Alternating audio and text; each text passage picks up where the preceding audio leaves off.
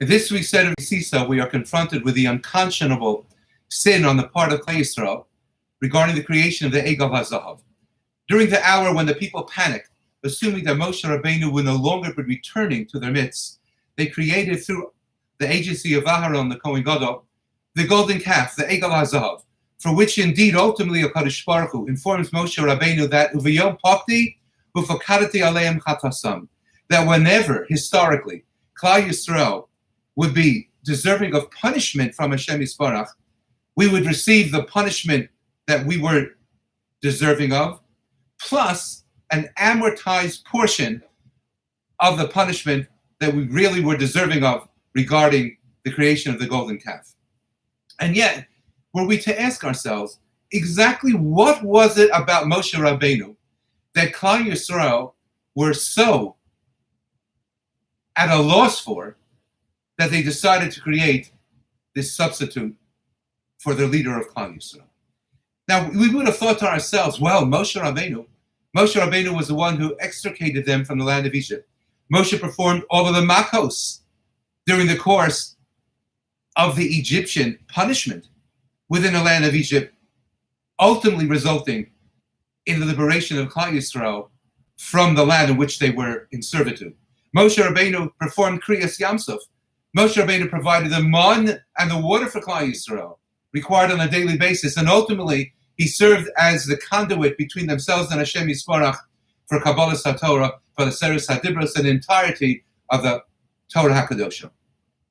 So understandably they were at such a loss, an irretrievable, unimaginable loss. Yet there is no hint regarding these things within the Seder of Ki Tissa itself, which describes the creation of the golden calf. But I do believe that there is a conversation between Moshe Rabbeinu and HaKadosh Baruch Hu that perhaps provides us with an insight and an entree into the minds and hearts of Klal Yisrael during that very dark hour of uncertainty. Moshe Rabbeinu, having sent the Bnei Levi to indeed effectively remove from Klal Yisrael those who engaged in the creation of the golden calf, the Bnei Levi responding to his clarion call of Mila Shem Elai, and after he treated Bnei Yisrael, Klal Yisrael as sotos, and he ground down the Egel HaZahav and sprinkled the waters upon Klal Yisrael, giving them to drink as mei sota, he comes back to Kadosh Baruch Hu, and he says to Hashem Yisbarach, Anachat ha'am hazeh chata'a gedola v'ya'asu lahem Elohei zahav. Klal Yisrael indeed have committed an unimaginable crime. However, v'yato, but now, Ribbon Shalom, in Tisa chatasam, if you will indeed bear that sin, and you will not destroy them, as you have spoken of, then wonderful, then I, as your representative to them, can continue in my leadership position, and we can move forward. But if you refuse to do this, and you refuse to grant them mechila v'kapara, then mecheni no mesifrecha asher chesafta, that I am asking you to blot me out, to erase me from the historic sefer known as the Torah Kadosha that you have written. And it says Rashi, which indeed cites the opinion of the great majority of Chazal, erase me, misifrecha mikol Torah kula, erase me from the entirety of the Torah. I wish not to be recorded as ever having existed. Shelo yomru alai, so that no one down the road should be able to say, Shelo hayisi or she'eni kedai levakesh aleim rachamim,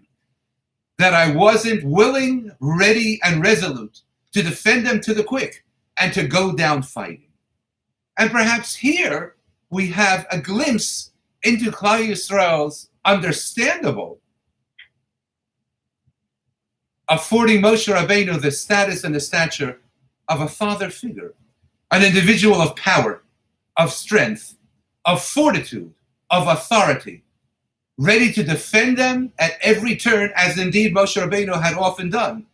and ready to sacrifice his very existence within the greater book of history, if it would otherwise mean the abolishment of the people of Israel. But comes along this Sfarna when he says, maybe there's a different possibility. When Moshe Rabbeinu said, they remove my name, I don't want to be even mentioned within the historic Torah Kadosha. Perhaps Moshe Rabbenu turned to Kodesh Baruch Hu and he said, Hein tirsa lases chatasam, v'hein shalo tirsa lases. Whether you, in fact, decide, Rabbanu Shalom, to bear their sins and permit things to continue, or you decide not to bear it and not to forgive them of their sins. But mechei es haschio sheli misifrecha v'simla cheshbonam. Go into my credit column, whatever good I have done, serving as your conduit to Klal Yisrael, to remove them from Egypt and perform the Nisim, perform Kriyas Yamsuf and deliver Matan Torah, and give them to Chacham, rebuke when necessary. Take all of the credits that I've amassed during the course of my lifetime in your sefer, in your book, and take them and move them into their credit column, Kedei sheyizku l'slicha, in order that they indeed should never be abolished or obliterated by you, but rather should be forgiven. And this, I believe, and would like to suggest, is not so much a father figure as a mother figure, an individual of nurture and support, of unconditional love, who doesn't go down with the ship fighting necessarily, but rather gives anything and everything of herself to ensure the continuity of her child. So indeed, within the Seder of Ki Tissa, where Klal Yisrael are so rattled that they need form something and forge something that can serve as a substitute, as it were, for Moshe Rabbenu. They are seeking to replace not the individual simply who performed all of the Nisim v'neflos, and not the conduit of the Torah Kadosha, but their father figure and their mother figure combined into one. A role that can never be duplicated by anyone else. A role for whom they panicked and indeed committed something, never to be fully forgiven over time until the punishment is fully delivered, but a crime nonetheless somewhat understandable if we appreciate just who Moshe Rabbeinu was for the entirety of the Jewish people.